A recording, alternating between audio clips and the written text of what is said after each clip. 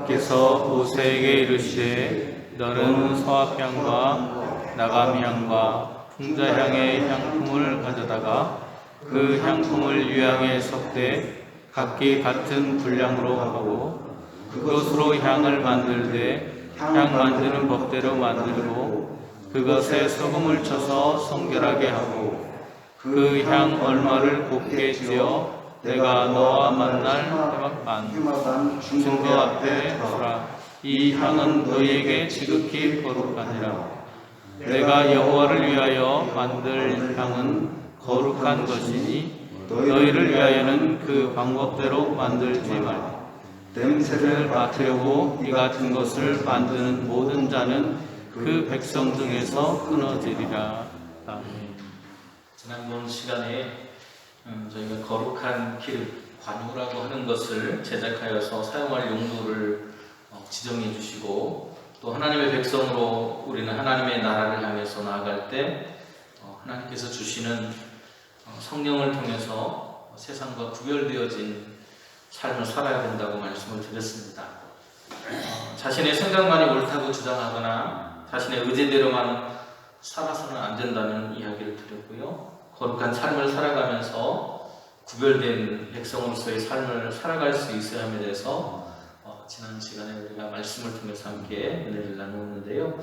오늘은 그 말씀에 이어서 다른 향, 거룩한 향을 제조하는 방법, 그리고 그것을 회막의 지성소 안에 두어야 한다고 하는 것을 함께 우리가 묵상하면서 그 의미를 생각해 보도록 하겠습니다.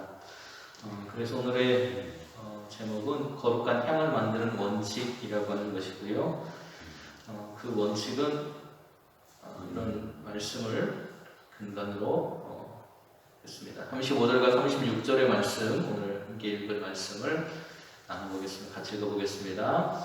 그것으로 향을 만들되 향 만드는 법대로 만들고 그것에 소금을 쳐서 성결하게 하고 그 향 얼마를 곱게 찌어 내가 너와 만날 회막한 증거궤 앞에 두라. 이 향은 너희에게 지극히 거룩하니라. 아멘. 첫 번째 법칙은 각기 같은 분량으로 라고 하는 그런 법칙입니다. 30장을 끝으로 이제 성막 제작에 필요한 모든 사항에 대한 이야기들이 끝이 납니다. 그리고 마지막으로 지시하는 것이 향품을 만들라는 것인데요. 이 향품에는 세 가지의 향의 자료로 구성이 됩니다. 그리고 그 세 가지의 재료는 같은 분량으로 들어가야 된다라고 말씀을 하고 있습니다. 첫 번째 재료가 뭐냐면 소합향이라고 하는 것입니다. 단풍나무과에 속하는 나무예요.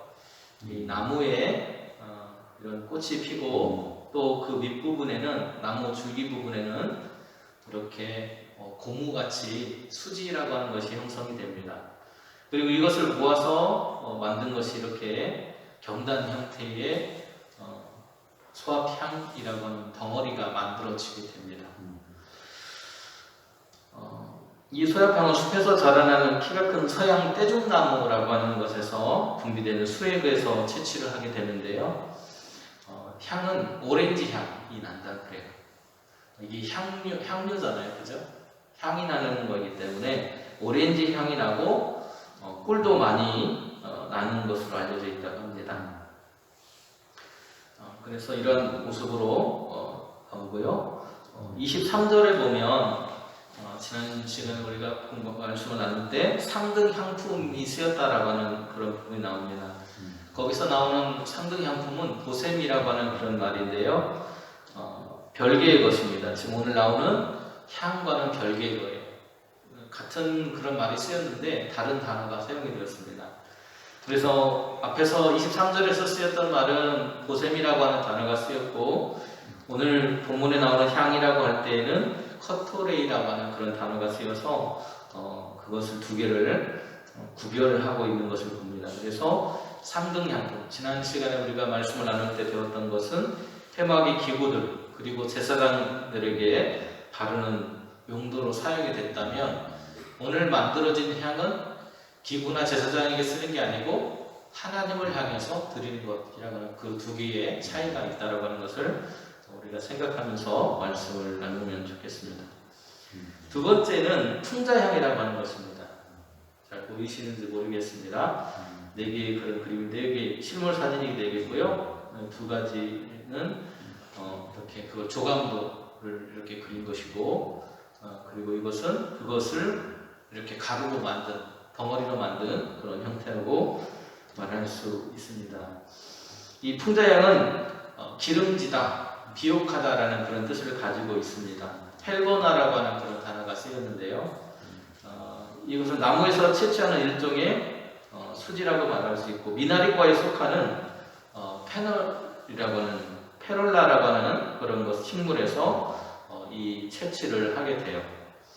그래서 줄기의 밑부분에서 채취를 하게 되는데, 이 부분입니다. 이 밑부분에서 이것을 향을 채취를 해서 하는데, 강한 향이 여기에서 배어 나온다고 합니다. 세 번째는 나감이라고 하는 거예요. 나감은 조개 껍질 같은 겁니다. 조개 껍질 같은 것으로 되어 있어요. 그래서 손톱 모양의 조개 껍질을 가리키는 그런 향료라고 합니다. 이렇게 큰 것도 있고요. 이 큰 것들을 밑에 있는 것처럼 그림처럼 큰 조개 같은 것을 부셔서 그것들을 이렇게 만들기도 하고, 작은 조개들로 이렇게 만들기도 한다고 합니다. 그래서 이런 나감향, 이것들을 섞게 되는데, 이 세 가지의 재료를 유향이라고 하는, 오른쪽에 보이시는 여러분 왼쪽인가요? 오른쪽이죠? 여러분 보시기에 오른쪽에 보이는 유향이라고 하는 그런 향을 이렇게 섞어서, 그것들과 섞어서 향을 만들어낸다고 합니다. 총 4가지의 그런 재료가 들어가는 거죠. 소합향, 그 다음에 풍자향, 나감향, 그리고 마지막으로 유향, 이렇게 4가지가 섞여서 향이라고 하는 것이 만들어집니다. 그리고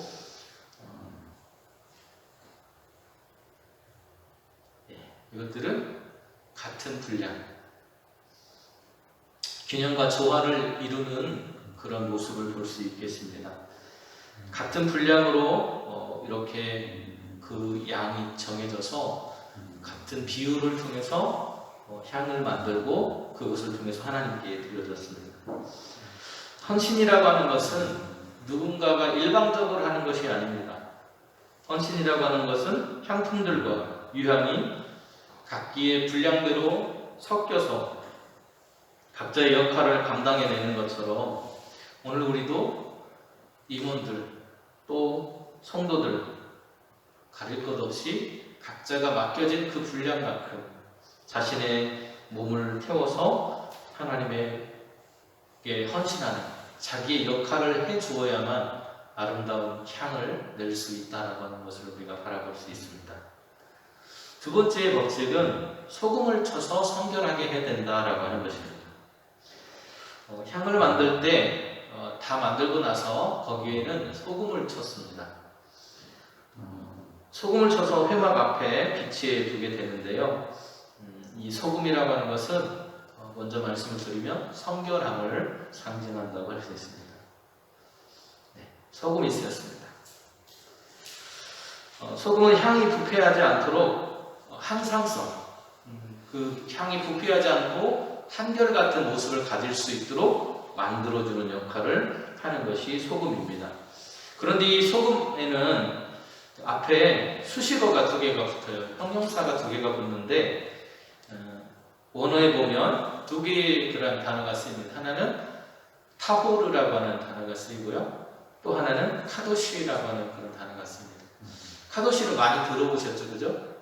우리가 거룩하다 할 때 카도시 이렇게 많이 하는데요, 여기 앞에 쓰인 타호르라고 하는 것도 역시도 마찬가지로 거룩하다라는 그런 뜻, 깨끗하다, 정결하다, 이런 의미를 가지고 있습니다. 소금은 깨끗하게 하고 거룩하게 하는 작용을 하죠. 오른쪽에 보시는 것처럼 무엇인가를 반짝반짝 빛나게 해주고 부패하지 않게 해주고 하는 역할을 하는 것이 소금이라고 말할 수 있습니다. 이 모습을 성경은 성결이라고 표현을 해놨습니다. 이스라엘 백성도 소금을 친 향처럼 일상생활에 있어서 성결한 소금을 치고 하나님의 마음이 변치 않아야 된다는 이야기를 하고 있는 거예요. 그래서 오늘 우리가 하나님의 백성으로 살아갈 때 죄 앞에서 오늘 당당한 모습을 가져야 되고요. 그리고 그 죄를 버리고 창조의 동역자로서 하나님의 말씀을 실천하고 의롭게 살아가는 사랑의 실천이 우리 안에 필요한 것입니다. 그래서 그 사랑의 삶으로 깨어서 결단하고 오늘 우리가 하나님의 백성답게 살아가는 삶이 필요하다라고 하는 의미로 소금이라고 하는 것을 사용하고 있습니다. 우리의 마음이 하나님을 섬김에 있어서 소금처럼 변하지 않아야 된다는 겁니다. 소금이 들어갔을 때 그 내용물이 변하지 않는 것처럼 오늘 우리의 마음도 하나님을 향한 우리의 삶도 변함이 없이 하나님께 나아가야 된다는 거예요. 세상적인 것에 욕심을 내고 변심하는 마음으로가 아니라 항상 한결같은 마음으로 하나님을 향해서 헌신할 수 있어야 된다는 겁니다. 그래야만 우리의 마음이 소금을 통해서 향이 부패하고 변화되는 것을 막아주는 것처럼 오늘 우리의 마음에도 필요한 것이 있겠죠. 바로 성령께서 우리의 마음을 붙잡아 주시기를 우리는 늘 간구하고 기도하면서 성령 충만한 삶을 살아야 되는 이유가 바로 여기에 있는 것입니다. 세 번째 법칙은요, 곱게 찢는다는 거예요. 만들어진 향을 그냥 사용하는 것이 아닙니다. 처음 이 향이 만들어지면 섞었지만 아까 덩어리들로 되어 있다고 했잖아요. 그죠? 덩어리들로 되어 있어서 그 덩어리들이 잘 섞이려면 어떻게 될까요? 이 입자가 작아져야 되겠죠. 그죠? 그래서 그것을 빻게 됩니다. 찢게 되는 거예요. 여기에는 두 가지 단어가 쓰였는데 샤카크라고 하는 그런 단어, 찧어서 잘게 만든다 이런 뜻의 샤카크라고 하는 단어하고 하데크, 잘게 부순다라고 하는 뜻의 하데크라고 하는 두 개의 단어가 쓰였습니다. 결국에는 빻아서 잘게 만든다, 작게 만든다는 거예요. 내가 막 커지고 내가 대단하게 나타나고 드러나는 모습이 아니라 하나님 앞에 우리가 쓰임받기 위해서는 내가 부서지고 작아지고 낮아지고 겸손해져야 된다. 향을 한 번에 다 사용하는 것이 아니라 일부를 떼어서 사용하는데 그것조차도 절구로 찧어야 된다는 겁니다. 보시면 왼쪽에 절구로 찢는 장면 나오시죠? 이렇게 절구로 찧어서 이렇게 커다란 덩어리였던 것들이 가루처럼 이렇게 만들어져야만 하나님의 그 성소에 쓰임받게 되는 거예요.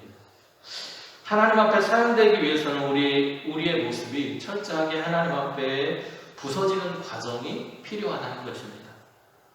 하나님 앞에 아름다운 향을 내기 위해서 오늘 우리는 그대로 있는 모습 그대로가 아니라 낮아지고 겸손해지는 모습, 자기만의 십자가를 진 모습으로 하나님 앞에 나아가게 되는 것이죠.